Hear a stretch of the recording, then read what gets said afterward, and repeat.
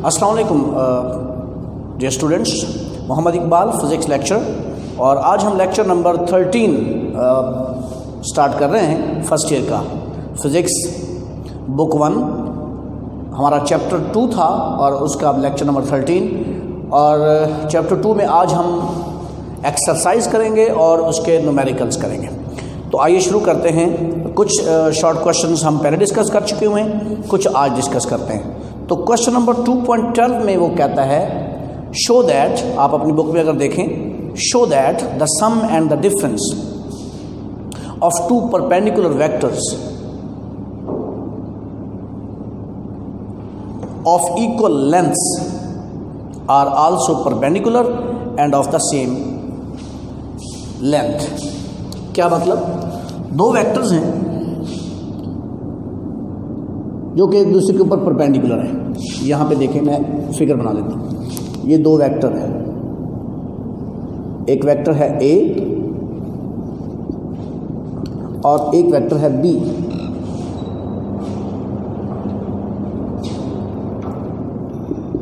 ये दोनों वेक्टर जो हैं एक दूसरे के ऊपर परपेंडिकुलर हैं। तो इनका सम, अच्छा ये दोनों वेक्टर्स इक्वल भी हैं। वेक्टर ए इसका मैग्नीट्यूड वेक्टर बी के बराबर है और ये एक दूसरे के ऊपर परपेंडिकुलर हैं। तो इनका सम क्या होगा? ये परपेंडिकुलर है यानी 90 का एंगल है, और ये है इनका सम ए प्लस बी, और इनका डिफरेंस क्या होगा? ए माइनस बी क्या होगा? ए माइनस बी के लिए आपको पता है कि बी को नीचे लाते हैं, ठीक है, ये हो जाता है माइनस बी, ठीक है। तो ये हो जाएगा ए माइनस बी, ए माइनस बी।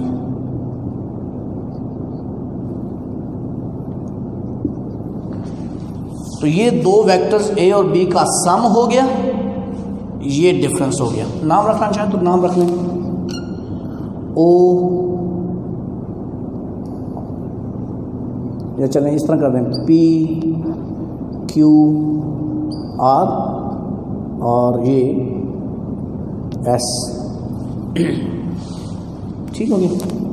तो वो क्या कह रहे हैं? शो दैट, साबित करो, the sum A plus B and the difference A minus B, यानी ये वेक्टर पी आर वेक्टर और ये vector of two perpendicular vectors, दो वेक्टर जो कि एक दूसरे के ऊपर परपेंडिकुलर हैं, उनका सम और डिफरेंस भी परपेंडिकुलर होगा। तो ये बड़ी कंफर्म बात है, ठीक है, कि दो वेक्टर जो एक दूसरे के ऊपर परपेंडिकुलर हैं उनका सम और डिफरेंस भी एक दूसरे के ऊपर परपेंडिकुलर होगा। और वेक्टर ए और बी इक्वल लेंथ के हैं, तो फिर इनका सम और डिफरेंस जो है वो उसकी लेंथ भी बराबर आएगी, मतलब उनका मैग्नीट्यूड भी बराबर आएगा। तो सबसे पहले ये दो वेक्टर्स हैं, और जो ए है वेक्टर ए, ये परपेंडिकुलर है वेक्टर बी पर, परपेंडिकुलर है वेक्टर बी पर। तो इनका सम क्या हो गया? सम उनके हो गया ए प्लस बी, ठीक है, और इनका डिफरेंस क्या हो गया? इनका डिफरेंस हो गया ए माइनस बी। तो साबित क्या करना है? साबित करना है कि angle between A plus B and A minus B is 90 degree, कि इनका सम और डिफरेंस जो है वो एक दूसरे के ऊपर परपेंडिकुलर है। तो आपको पता है प्रूफ, मैं पहला ये काम करता हूँ। आपको पता है कि दो वेक्टर्स अगर एक दूसरे के ऊपर परपेंडिकुलर हो तो उनका डॉट प्रोडक्ट ज़ीरो होगा। तो हम ए प्लस बी और ए माइनस बी का डॉट प्रोडक्ट ले लेते हैं, scalar product A plus B, और इसका डॉट प्रोडक्ट ले लें ए माइनस बी के साथ। Let's check it. तो ये क्या हो जाएगा? ठीक है, ये क्या हो जाएगा? A dot A minus B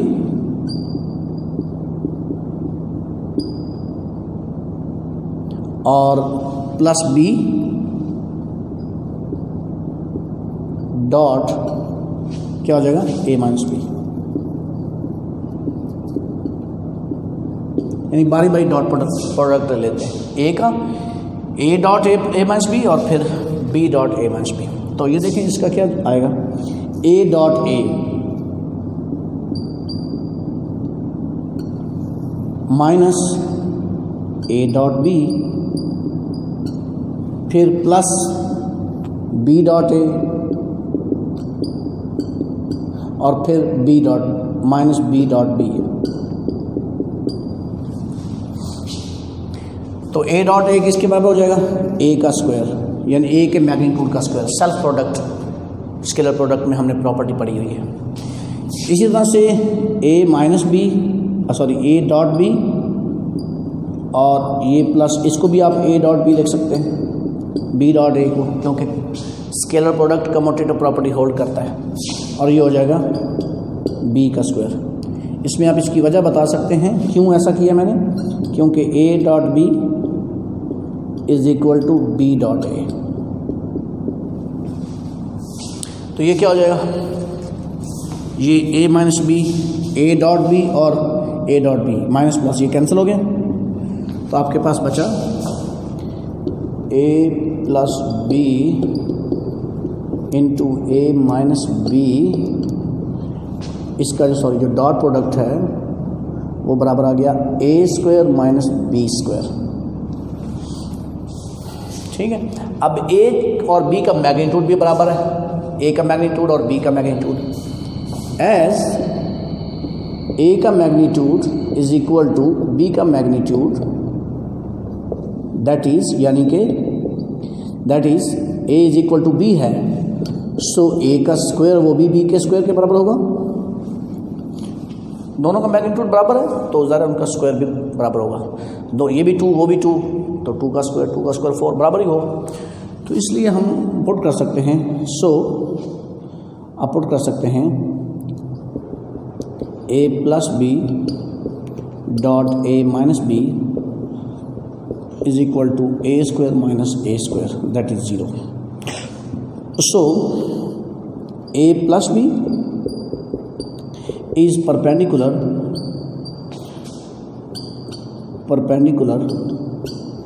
to a minus b, क्योंकि a प्लस बी और a माइनस बी का डॉट प्रोडक्ट 0 आ गया, तो इसका मतलब हो गया कि ये दोनों वेक्टर्स एक दूसरे के ऊपर परपेंडिकुलर हो गया। ठीक है, यानी ये दोनों a और b एक दूसरे के ऊपर परपेंडिकुलर हैं, तो ये इनका रिजल्टेंट हो गया। तो ये इसके रेक्टेंगुलर कंपोनेंट्स हैं, जो एक दूसरे के ऊपर परपेंडिकुलर हो वो रेक्टेंगुलर कंपोनेंट्स होते हैं। तो रेक्टेंगुलर कंपोनेंट्स का सम और डिफरेंस तो बराबर ही होता है। आइए देखते हैं। अगली चीज़ उसने कही थी, वो कहा था कि a प्लस बी का मैग्नीट्यूड बराबर है a माइनस बी का मैग्नीट्यूड। ठीक, तो a प्लस बी जो वेक्टर है इसके कौन से कंपोनेंट है, a और b। तो a प्लस बी इसका जो मैग्नीट्यूड है वो क्या हो जाएगा, ए स्क्वायर प्लस बी स्क्वायर,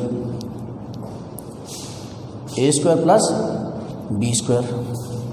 और a माइनस बी का मैग्नीट्यूड क्या है, वो है a का मैग्नीट्यूड प्लस माइनस बी का मैग्नीट्यूड, इसका स्क्वायर, तो ये भी हो जाएगा ए स्क्वायर प्लस बी स्क्वायर। ये माइनस बी नीचे की तरफ है ना, तो इस वेक्टर के a माइनस बी के कौन से दो कंपोनेंट हैं, वेक्टर a माइनस बी, तो इसका मैग्नीट्यूड क्या हो जाएगा, a का स्क्वायर और माइनस b का स्क्वायर। तो माइनस का स्क्वायर भी पॉजिटिव हो जाएगा, तो इसलिए a प्लस बी का मैग्नीट्यूड बराबर है a माइनस बी का मैग्नीट्यूड,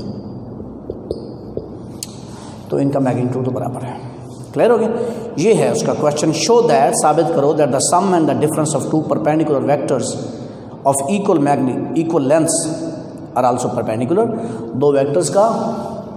दो परपेंडिकुलर वेक्टर्स का जो सम और डिफरेंस है वो भी परपेंडिकुलर होता है, और अगर ए और बी की लेंथ बराबर हो तो फिर उनका जो सम एंड डिफरेंस है उसकी लेंथ भी बराबर होगी। ये क्वेश्चन था जी। अच्छा, इसके बाद क्वेश्चन नंबर 2.13 हम पहले ही कर चुके हैं, 2.14 भी कर चुके हैं, 2.15 करते हैं जी। उसमें कहता है suppose that the sides of a closed polygon represent vectors arranged head to tail, what is the sum of these vectors? 15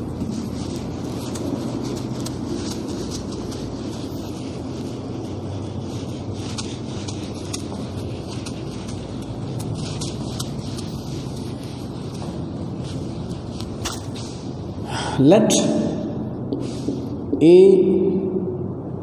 small में कर लेते हैं, A B C D and E 5 vector ले लेते हैं। Are the sides of a polygon. मसलन ये है ए, ये है बी,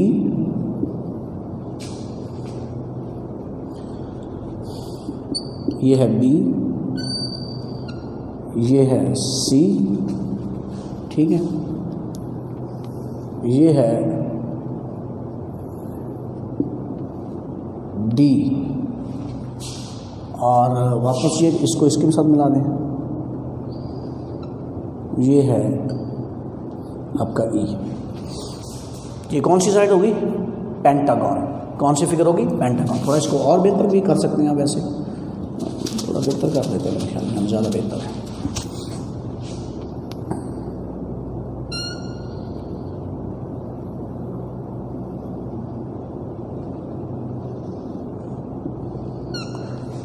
ठीक है, ये ए वेक्टर हो गया, ये बी वेक्टर हो गया, ये सी वेक्टर हो गया, ये डी वेक्टर हो गया, और ये ई वेक्टर हो गया।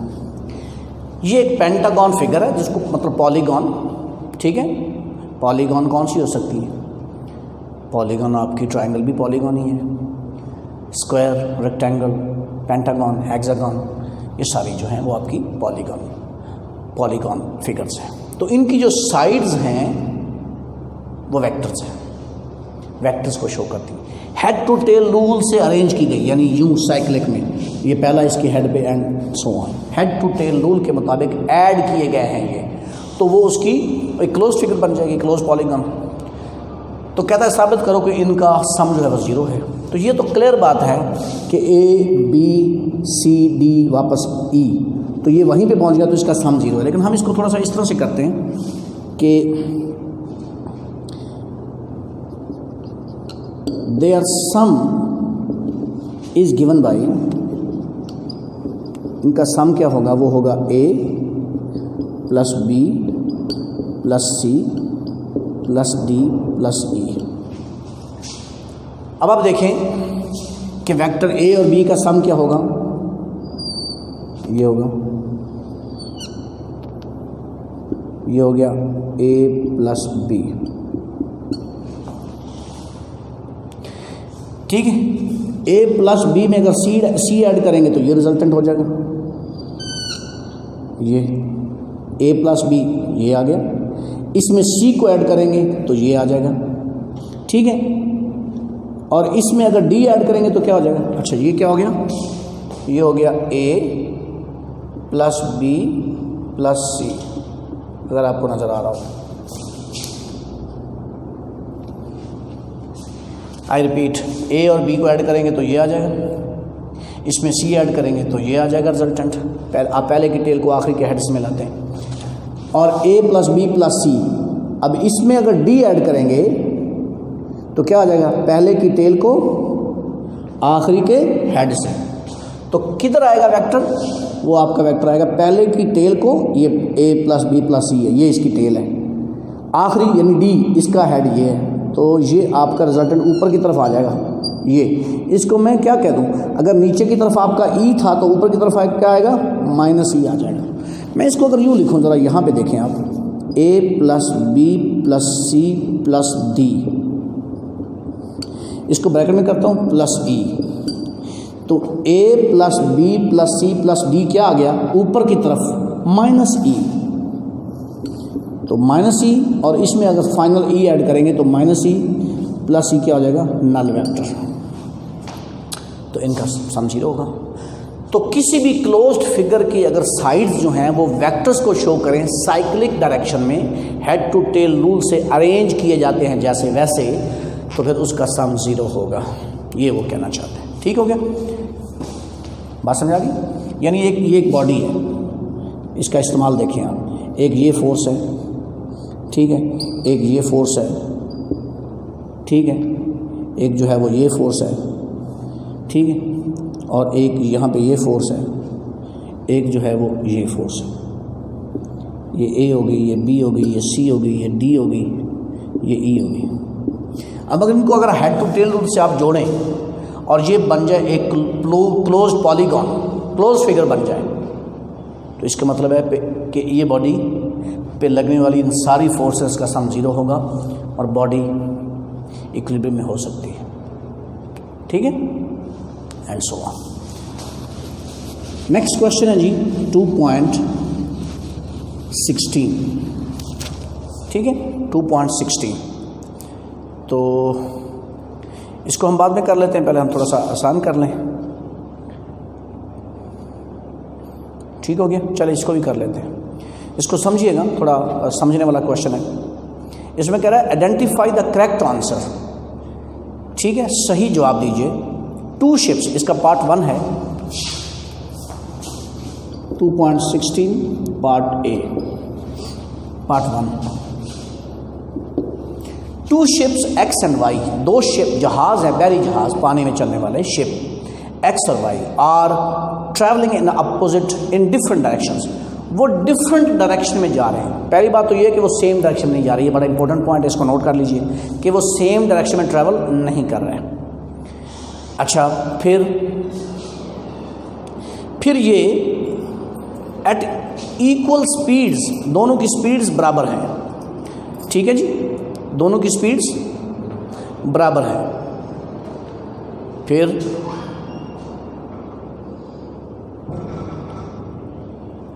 The actual direction of motion of x is due north, जो जहाज एक्स है वो नॉर्थ की तरफ जा रहा है, उसकी असल डायरेक्शन नॉर्थ की तरफ है। अच्छा, but to an observer on Y, लेकिन एक बंदा जो शिप वाई पे बैठा हुआ है उसके लिए, एक ऑब्जर्वर के लिए यूं लगता है कि वो जा रहा है किधर, वो जा रहा है जनाब नॉर्थ ईस्ट। उसको लगता है कि जहाज़ जो एक्स है वो नॉर्थ ईस्ट की तरफ जा रहा है। The actual direction of motion of Y as observe from the shore will be, तो जहाज़ जो वाई है उसकी असल डायरेक्शन क्या होगी, ये बताइए जब आप साहिल से उसको चेक करते हैं। ईस्ट की तरफ होगी, वेस्ट की तरफ होगी, साउथ ईस्ट की तरफ होगी या साउथ वेस्ट की तरफ होगी। आप ज़रा देखें, आप इधर देखें, यहाँ से ज़्यादा बेहतर समझ आ जाएगी आपको।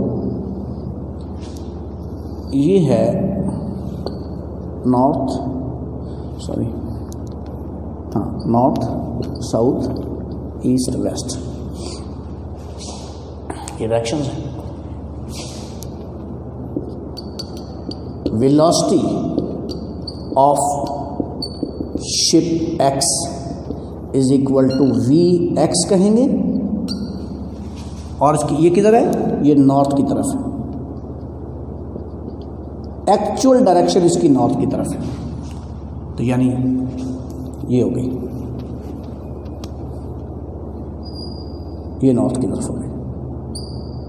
ये वी एक्स वेक्टर आपने लिखने, इनके वेक्टर में क्या होता है, मैग्नीट्यूड और डायरेक्शन दोनों होती है। तो देखे उसने मैग्नीट्यूड तो बताया नहीं है, तो डायरेक्शन बताइए V X velocity of ship X north की तरफ। लेकिन शिप वाई पे बैठा हुआ एक बंदा है, उसको लगता है ये किधर जा रहा है, ये जा रहा है नॉर्थ ईस्ट, इधर नॉर्थ ईस्ट का मतलब नॉर्थ और ईस्ट के मिड में। तो असल में ये क्या है, ये दोनों जहाज़ों की मोशन का रिजल्टेंट है, दोनों जहाज़ों की मोशन का रिजल्टेंट है। तो इसका मतलब है कि ये रिजल्टेंट हो जाएगा। अब ये क्या हो जाएगा, रिजल्टेंट क्या है, ये हो जाएगा Vx माइनस Vy। माइनस क्यों, क्योंकि जहाज़ जो y है, जो y जहाज़ है वो डिफरेंट डायरेक्शन में जा रहा है, क्योंकि वो सेम डायरेक्शन में नहीं जा रहा, सेम डायरेक्शन में नहीं जा रहा, इसलिए यहाँ पे a प्लस b नहीं आएगा, बल्कि वो डिफरेंट डायरेक्शन में, इसलिए यहाँ पे इनका रिजल्टेंट माइनस में आएगा। तो ये हो जाएगा तीसरा वेक्टर।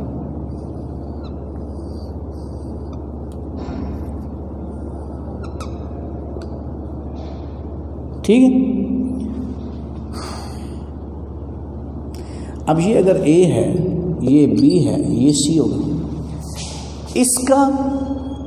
इसका रिजल्टेंट ये कैसे आ सकता है, जब आप यहाँ पे ये वेक्टर ऐड करें इस डायरेक्शन में, तभी इस तरफ आएगा ना। ठीक है, तो ये इसका रिजल्टेंट आ जाएगा। अब फ्रॉम फिगर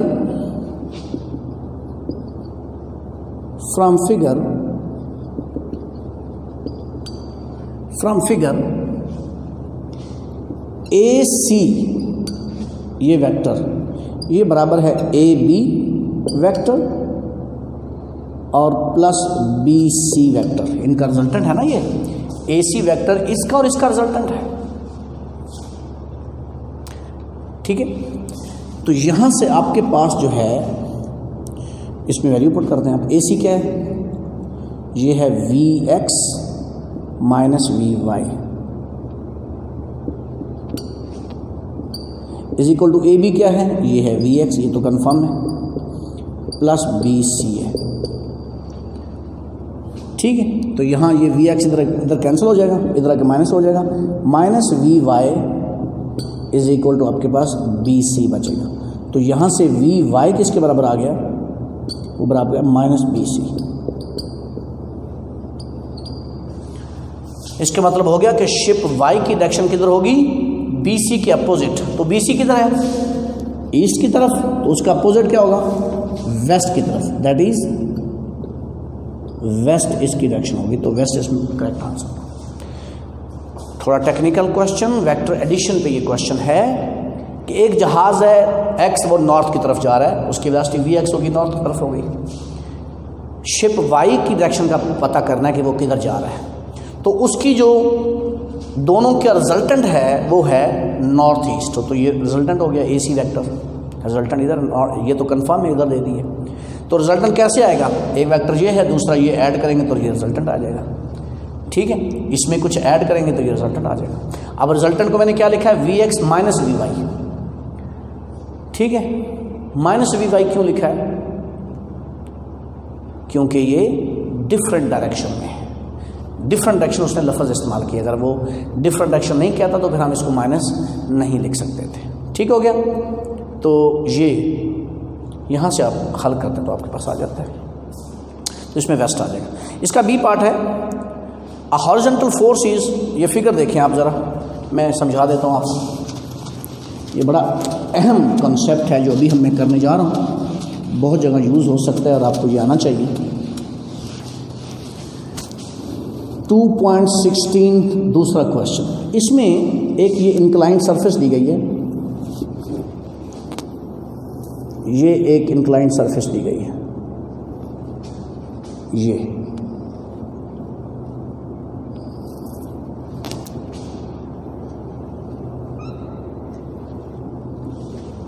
एंगल थीटा पे,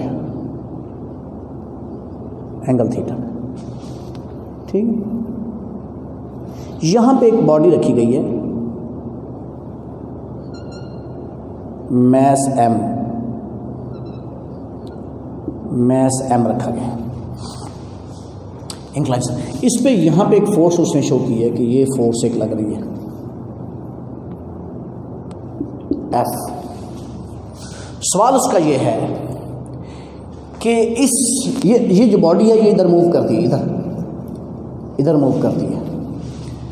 तो अगर ऊपर की तरफ ये मूव करती है तो ऊपर की तरफ इसकी फोर्स बताओ कि इस डायरेक्शन में कितनी फोर्स लग रही है।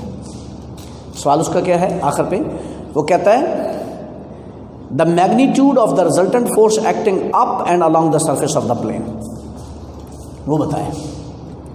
जबकि उसका वेट क्या है, वेट इस बॉडी का डब्ल्यू है। Up and along the surface, इस डायरेक्शन में फोर्स कितनी होगी, रिजल्टेंट फोर्स कितनी होगी, रिजल्टेंट फोर्स कितनी होगी, समझ आ गई? आइए देखते हैं। देखिए इस पे दो फोर्सेस हैं, एक ये फोर्स है जिसको मैं आगे खींच लेता हूं यहां पे, ये फोर्स है। अगर ये एंगल थीटा है तो ये एंगल भी थीटा होगा, जाहिर है। अब इसके दो कंपोनेंट हो जाएंगे, ठीक है, एक ये कंपोनेंट हो गया और एक ये कंपोनेंट हो गया। ये एफ है और ये एंगल भी थीटा है। तो ये फोर्स किस डायरेक्शन के साथ एंगल थीटा बना रही है, इंक्लाइंड सरफेस के साथ। तो इस डायरेक्शन में इसका कंपोनेंट कौन सा होगा, एफ कॉस थीटा, ठीक है, इस डायरेक्शन में।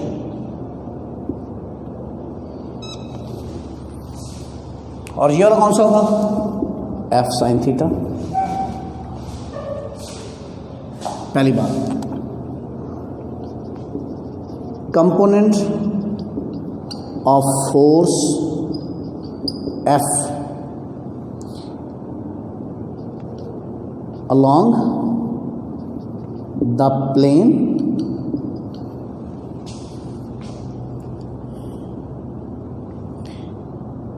and in upward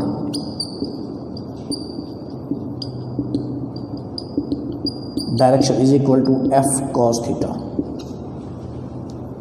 ठीक हो गया।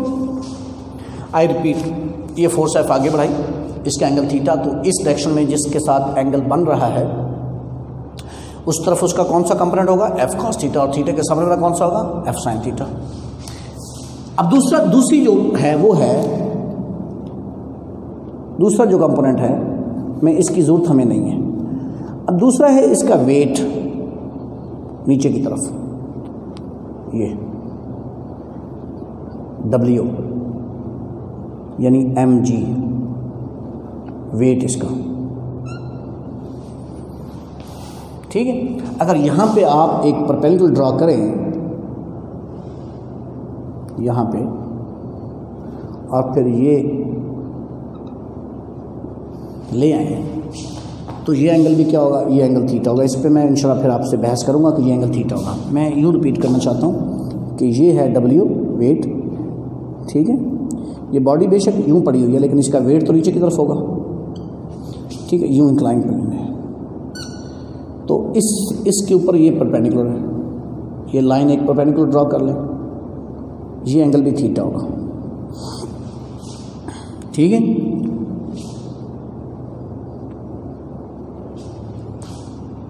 इसका वेट नीचे की तरफ वर्टिकल होता है वेट हमेशा। अगर मैं इस इंक्लाइंड सरफेस पे ये परपेंडिकुलर ड्रॉ कर लूँ तो ये वेट और इसके दरमियान एंगल थीटा होगा। इसकी एक वजह है, लॉजिक फिर मैं बताऊंगा। तो इसके दो कंपोनेंट हो जाएंगे, ठीक है। इसका वैसे आप ये एंगल थीटा क्यों है ये चेक करने के लिए अपनी बुक के आखिर में अपेंडिक्स नंबर 3 है, गालबन 269 पेज पे, बुक के बिल्कुल एंड पे। तो उसमें आप जो है वो देखें, result number I think so 2 है या 3, उसमें अल्फा इक्वल टू बीटा वहाँ शो किया हुआ है। मैं इस पर अलग से बहस करूँगा, ये बहुत इंपॉर्टेंट रिजल्ट है, मैटर में एक थ्योरम है, आपने पढ़ा हुआ है। तो अभी हम इसको यहाँ यूज़ कर लेते हैं, इसको फॉर ग्रांटेड ले लें आप, मैं इसको फिर इंशाल्लाह इसका कॉन्सेप्ट आपको समझा दूँगा। अच्छा, थीटे के सामने वाला कौन सा कंपोनेंट होता है, ये होता है यानी mg साइन थीटा, और ये वाला होगा mg cos थीटा। तो देखें इस डायरेक्शन में कौन सा कंपोनेंट है, इस डायरेक्शन में वो है mg साइन थीटा। इसके दो कंपोनेंट हो गए, एक इसका ये कंपोनेंट हो गया और एक इसका ये कंपोनेंट होगा वेट का। इसका वेट मतलब ये नीचे की तरफ आ रहा है ना, तो इसके वेट के दो कंपोनेंट हो गए, एक ये और एक ये। तो नीचे वाली साइड पे कौन सा कंपोनेंट हो गया, अगर यहाँ मैं शो करूँ तो वो हो गया mg साइन थीटा। तो अलोंग द प्लेन, इस पे दो फोर्सेस आ गए, एफ कॉस थीटा ऊपर की तरफ और एम जी साइन थीटा नीचे की तरफ। एम जी साइन थीटा ये इस प्लेन के अलोंग दो फोर्सेस हैं। तो इसने सवाल क्या किया है, ऊपर की तरफ बताओ। तो इसका डिफरेंस जो है फोर्स होगी, वो फोर्स होगी net force on the mass in upward direction is F cos theta minus mg sin theta। जैसे ऊपर की तरफ हो 10 न्यूटन और नीचे की तरफ हो 5 न्यूटन, तो 10 माइनस 5 न्यूटन ऊपर की तरफ नेट फोर्स आ जाएगी, रिजल्टेंट फोर्स हो जाएगी। ये इस क्वेश्चन हो गया जी।